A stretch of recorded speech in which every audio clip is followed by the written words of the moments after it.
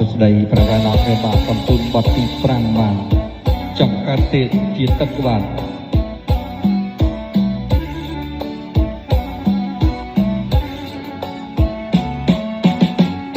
ើដឹងឬទេអ្នកណាមើលស្រីលួចមើលរត់ថ្ងៃត្រីហើទឹកគឺបងនេះហើយទៅលៀងទាំងព្រឹងមើលតួតែគេប្រម៉ៃនឹក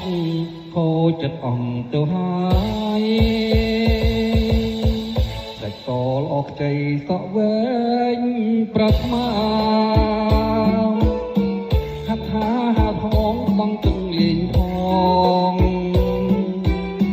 ទុំកិនក៏តូចក៏ខួចទាំងសងអូនមកហាញឲ្យឃើញសាច់ខ្នងបងរត់តែខ្វាយខ្វល់ចង់ហើទឹកលេងបន្លែងនឹងស្រីតែគ្មាននិស័យដូចចិត្តបងទេទឹកអូនទឹកទាំងខោទឹកទុំលេបានត្រឹមតាលួចមើលអូនហើយលេងមើលយូរទៅមិនចង់ឲ្យឃ្លាតចង់កើតចិត្តជៀនកើតជាទឹក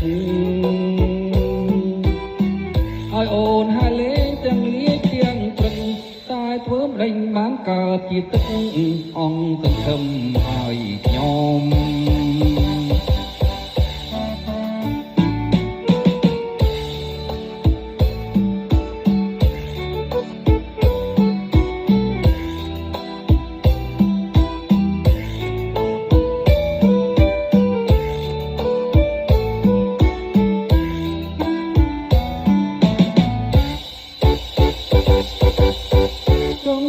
ទឹកលេងបន្លែងនឹងស្រីតែគ្មាននិស័យដូចចិត្តបងទេទឹកអូនទឹកទាំងហូរទឹកទុនលេ